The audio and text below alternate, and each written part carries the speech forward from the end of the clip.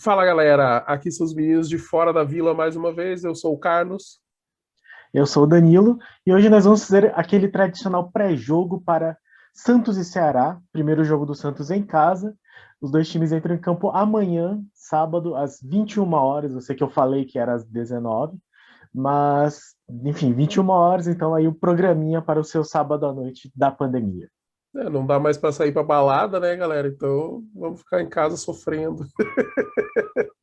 Lógico. E bote sofrimento, porque vou falar que o Santos não é favorito, apesar de ter que ganhar desse jogo de qualquer maneira. Eu devo concordar com o Danilo. O momento do Santos ainda é delicado. A gente teve uma vitória contra o Cianorte, mas não quer dizer muita coisa, só quer dizer que a gente tem boas chances de passar na Copa do Brasil, sendo que só éramos favoritos, e ainda somos para passar desse confronto, mas contra o Ceará a história é Tá? diferente. A gente está disputando o Campeonato Brasileiro, que é uma competição diferente, onde a regularidade é o que premia, e a gente está enfrentando um adversário muito regular, que já faz aí um projeto aí de 3 anos em sequência, onde o Ceará está cada vez construindo devagarinho, crescendo, entrosando o time, trazendo alguns reforços pontuais, perdendo poucas peças, e muito bem treinado pelo Guto Ferreira, o nosso Guardiola. E é um trabalho muito bacana de se ver, porém é um trabalho muito tenso de se enfrentar quando o Santos joga contra o Ceará. Mesmo ano passado, que a gente estávamos numa fase melhor, a gente sempre teve dificuldades contra o Ceará. E esse ano eu acredito que a gente vai ter muito mais dificuldades por estar no início de trabalho do novo técnico, com peças bem diferentes, inclusive possibilidade aí do Marcos Guilherme começar como titular no lugar do Lucas Braga, que vai ficar de fora. Então a gente tem muitas variáveis aí para se pensar de momento das duas equipes, e por conta de tudo isso, a gente enxerga o Ceará um pouquinho melhor do que o Santos e vai ser bem difícil. Mas como disse o Danilo, o Santos tem que entrar para ganhar, porque no Campeonato Brasileiro jogar em casa é sempre buscar os 3 pontos. Exatamente. De fato, o Ceará vem mais estruturado. Será que foi vice da Copa do Nordeste? Falamos já um bom tanto sobre ele no nosso guia. Lembrando que é um time que nos eliminou da Copa do Brasil, então não dá para considerar um jogo fácil, mesmo considerando o time que nós tínhamos à época. Hoje nós já estamos com algumas modificações.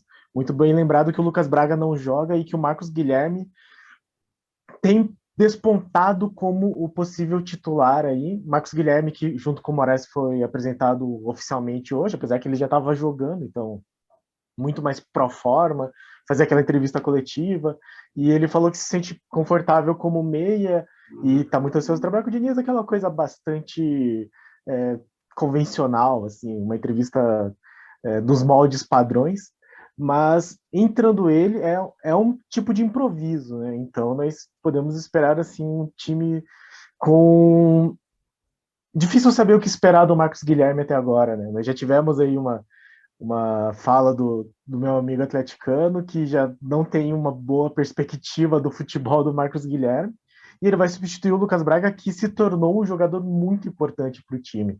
Então vai ser diferente a maneira como as pontas vão trabalhar, porque com a subida do Felipe Jonathan, não sei como é que ele vai se entrosar com o Marcos Guilherme na lateral esquerda. Talvez ele consiga fazer mais ultrapassagens. Como o Marcos Guilherme ele joga também como meio, ele falou isso hoje na coletiva. Talvez ele puxe um pouco mais o futebol para o meio, permita que o Caio Jorge se movimente um pouco mais, mas tudo é conjecturas, assim. O Marcos Guilherme, que foi um jogador nos primeiros dois quase jogos dele, né, os primeiros minutos dele em campo, participação contra o Bahia, participação contra o Cianorte, foi elogiado pelos jornalistas, pelos torcedores, pela movimentação, apesar de não ter sido muito preciso na finalização, mas se movimentou bem. Então, talvez ele consiga auxiliar esse lado esquerdo. E, bom, aí se nós discutirmos a questão da escalação, se tomarmos como base que vem acontecendo, que é, por exemplo, o John ser titular, que já é alguma coisa que o Diniz tem indicado nos treinos, pelo menos dizem alguns jornalistas, eu li na Gazeta Esportiva hoje, que o John deve ser titular, e aí nós teríamos talvez a escalação do time contra o Cianorte, John com Luiz Felipe na zaga, acho que não, eu acho que nesse momento o Kaique deve voltar, mas, mas eu não sei, na verdade, como é difícil explicar o porquê que o Luiz Felipe entrou, se era para poupar o Kaique, em que momento que o Kaique deve voltar a ser titular na cabeça do Diniz. Eu colocaria o Kaique titular, mas é porque eu nunca teria tirado ele da titularidade. Então, é difícil saber. E o Pará não foi bancado, e aí a gente pode esperar que ele continue não sendo bancado. Falando dessa questão da lateral direita, o Danilo Bosa, meu xará, foi bidado, né? Ele apareceu no bid hoje, então já deve ser opção para o banco. E sendo opção para o banco, também vai ser uma opção para essa lateral barra zaga direita. E aí talvez seja mais uma possibilidade. Eu vejo, rapidamente, só para encerrar aí o nosso pré-jogo, eu vejo um sinal favorável para o John, porque o John tem um passe e uma saída de bola um pouquinho superior à do João Paulo. E assim, é pouca coisa, mas é um pouquinho superior. E a qualidade deles como goleiro, eu me sinto mais seguro com o João Paulo jogando. Eu acho que o João Paulo tá talvez meio degrau acima do John, assim, não chega a ser um degrau inteiro. Mas o João Paulo, quando joga, ele transmite um pouco mais de segurança.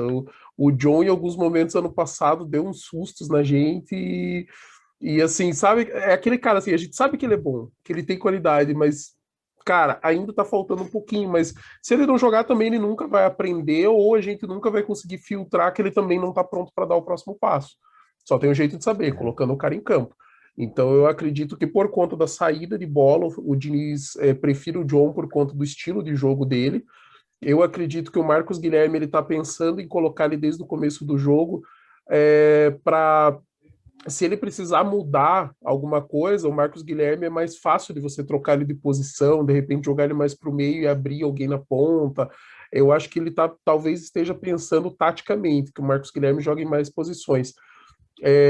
Eu iria com o Ângelo para ver como que o Ângelo ia sair jogando pela ponta sem o Lucas Braga, mas não é tão diferente, muda a característica, mas assim, o nível de jogo vai ficar semelhante, não vai, estamos pondo o quinto reserva, não, a gente está pondo uma das duas opções que são para isso mesmo, para substituir o Marinho ou o Lucas Braga. E na zaga eu acho que o Bosz ainda está cedo para esse jogo, mas talvez para os próximos ele não pode jogar na Copa do Brasil, né? Porque jogou pelo Mirassol, mas na sequência contra o Juventude, talvez, se o Fernando Diniz começar a trabalhar com três zagueiros, daí já começa a aparecer uma ótima oportunidade para o Bosz aparecer. Principalmente se ele quiser fazer esse trabalho, e às vezes até tirando o lateral. Mesmo que você vá, beleza, ele vai mudar, tal, não sei o que, não, ele tira o lateral, joga com três zagueiros, dá mais liberdade para o Felipe Jonathan, o Luan Pérez cobre mais o lado do Felipe, e o Alisson completa ali a frente, que daí o Bosa pode abrir mais, fica mais aberto para fazer isso. Mas isso é conjectura, tá? Ninguém viu isso treinado, eu tô falando que é possível, e conhecendo o Diniz, pode acontecer. Porém, eu acho que agora é cedo, o Bosa apareceu, ele vai ficar no banco, talvez, se o jogo estiver tranquilo ou de uma necessidade, ele até coloque o Bosa. E eu tô, assim, eu entendo por que ele escolheu o Luiz Felipe contra o Cianorte. Era um adversário mais acessível e a gente já tinha comentado que o Kaique já fazia uns dois jogos, parecia que está um pouco nervoso. Então dá aquela respirada, preserva um pouco. Agora, meu medo é ele se basear naquela do, os caras estão treinando bem, que foi o que ele falou, e a gente daí ter que engolir Luiz Felipe, porque o Diniz está querendo dar uma segurada mais forte nos garotos. Eu acho o seguinte: o Kaique é muito melhor que o Luiz Felipe, ponto. E ele precisa de cancha. Se ele não entrar em campo, cara, ele nunca vai ser cascudo o suficiente para ser o que o Veríssimo foi na história recente do Santos, sabe? Então, mas vamos com calma, vamos esperar, vamos ver o que a imprensa vai divulgar aí amanhã, mais próximo do horário do jogo, para a gente ter noção de qual vai ser a escalação. Exatamente. Então, vamos aguardar. De fato, eu acho que vai ser isso mesmo. O Boza não deve ser titular, mas talvez ele ofereça uma boa opção tática para o Diniz. Muito por isso mesmo, para poder você tirar um lateral e aí colocar o Danilo como outro zagueiro que pode cobrir essa lateral bem. É uma boa opção. Lembrando que com três zagueiros, se você poderia, por exemplo, tirar também o Jean Mota para colocar o Felipe Jonathan de meia. E aí o Luan Pérez cobre a lateral esquerda É que com o Lucas Braga isso faria mais sentido, porque o Lucas Braga volta mais. Com o Marcos Guilherme eu já não tenho tanta certeza. Mas enfim, são opções possíveis para esse elenco do Santos, que ao menos agora tem opções. Pensando então na possível escalação, considerando que ele continue com o John de titular, eu imagino que vai continuar para aí Felipe Jonathan, porque se não tirou até agora, eu não sei que faria ele mudar assim a curto prazo, assim, a menos que o Boza acabe entrando como lateral direito melhor. E eu acho que o Kaique volta. Vou dar esse crédito aí pro Diniz, que ele não vai ficar colocando o Luiz Felipe Amém, amém. Que contra todos os Ceará, santos te assim. ouçam. Pois é.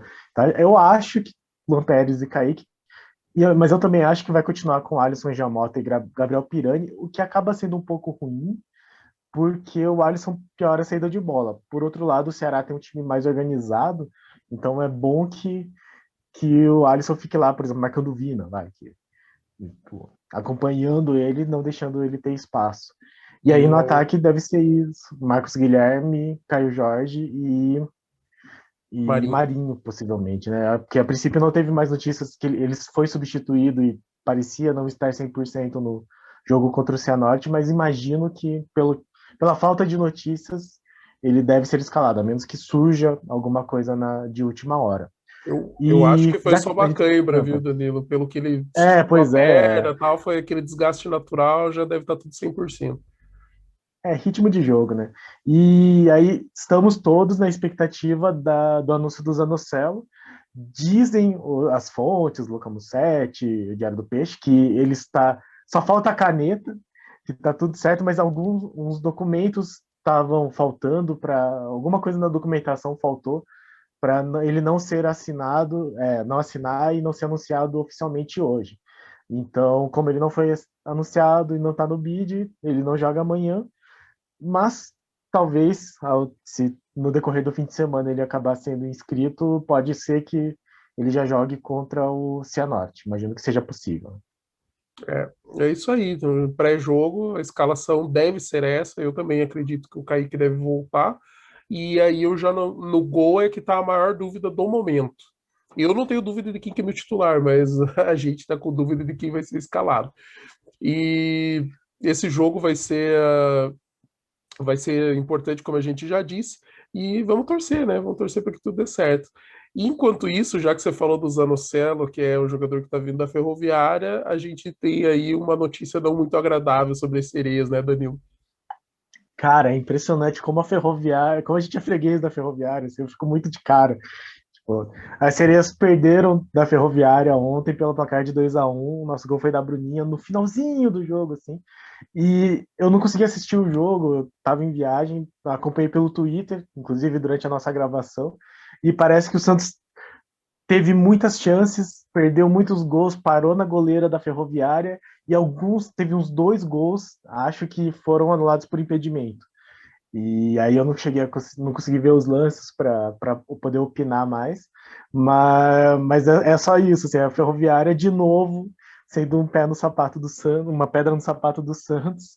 E bom, com esse resultado, o Santos continua em terceiro, porque o São Paulo estava ganhando do Corinthians, mas tomou a virada. Então, o Corinthians ganhou, ele disparou na liderança e o São Paulo ficou nos 22 pontos e acabou sendo ultrapassado pela própria Ferroviária, que agora está com 23, o Santos com 24. Então, o Santos em terceiro, Corinthians em primeiro, Palmeiras em segundo, o Santos em terceiro, e agora a Ferroviária em quarto, com o São Paulo em quinto. As sereias agora voltam a campo no domingo, às 3 da tarde, contra o Avaí Kinderman, que eu não tenho certeza, vou estudar um pouco mais para o pré-jogo, mas até o ano passado tinha a Bárbara, a goleira da seleção brasileira, como goleira do time, e baita goleiro. Nossa, eu assisti o Santos e Avaí Kinderman do brasileiro ano passado, o Santos perdeu também 2-1, e não passava nada por ela, assim, passou um gol, mas foi um jogo muito, muito bom e muito boa a atuação dela. Então, preparem-se para mais um jogo difícil, nessa que vai ser a antepenúltima rodada do Brasileirão Feminino. O Santos tá. O Santos não, as sereias da Vila estão classificadas já. A vaga já está garantida para a próxima fase. Agora é uma questão de classificação para a questão aí de critérios, mando de jogo, etc. É, Exatamente. fechando então no nosso programa de hoje. Quero convidar vocês a sofrerem com a gente amanhã à noite, às 9 da noite. E vamos Balos de sábado à noite do Santos. embalos de sábado à noite dos meninos da Vila. E vamos para cima, cara. Vamos fazer acontecer, jogar o melhor possível. Se não der na técnica, vamos na raça, vamos arrebentar e dar um jeito de sair com esses 3 pontos. O Santos vai ter que ser aquele jogo que vai arrancar um 1-0, sei lá, um chute do Marinho, assim, alguma coisa tem que fazer essa bola entrar, que é isso, o Santos com a Vila Belmiro sem público, ele perde muito da força do jogo em casa, assim, é muito triste para o Santos isso. E então é torcer para a mística fazer sentido, para o Diniz ter conseguido treinar esse time, para que consiga encaixar melhor nesse futebol do Ceará do Guto Ferreira, que é um time bastante organizado, ganhou do Grêmio no primeiro jogo, então conseguiu um 3-2, um jogo bastante movimentado, e vem aí de boas atuações, né? Para além de bons resultados, boas atuações. Então se preparem para sofrer, e sofreremos todos juntos, todos na torcida pelo Santos. Ceará que empatou com o Fortaleza agora pela Copa do Brasil, né? Teve o grande clássico do estado do Ceará, caiu, né, no sorteio, e parece que jogou melhor, mas o Fortaleza conseguiu achar um gol e empatou. Então vai para o jogo de volta agora com empate, o jogo está aberto, mas é clássico, né? Clássico é sempre complicado, a história é sempre diferente. E é torcer para o Santos fazer o melhor possível para que a gente consiga ver mais evolução, que o time continue no crescimento, para a gente poder perceber que estamos no caminho correto. Galera, Pois é. amanhã à noite estamos lá assistindo e conte com a gente aí. Um grande abraço. É isso aí, bem lembrado, o Ceará empatou e jogou melhor, pelo menos. Eu não assisti o jogo mais do que eu ouvi das opiniões. E quase tomou o gol da virada no último minuto, nos acréscimos, um cruzamento que o cara finalizou, mas muito forte. Até vendo o replay, achei que era gol, mas passou rente a trave, assim. Quase que o Ceará perdeu um jogo que não merecia ter perdido pelo futebol que jogou. Então é isso, gente. Continue acompanhando o nosso canal, curtem, compartilhem, comentem. Tirem dúvidas, deixem sugestões, comentários, críticas e para cima deles. Até logo, gente. Um abraço. Até amanhã!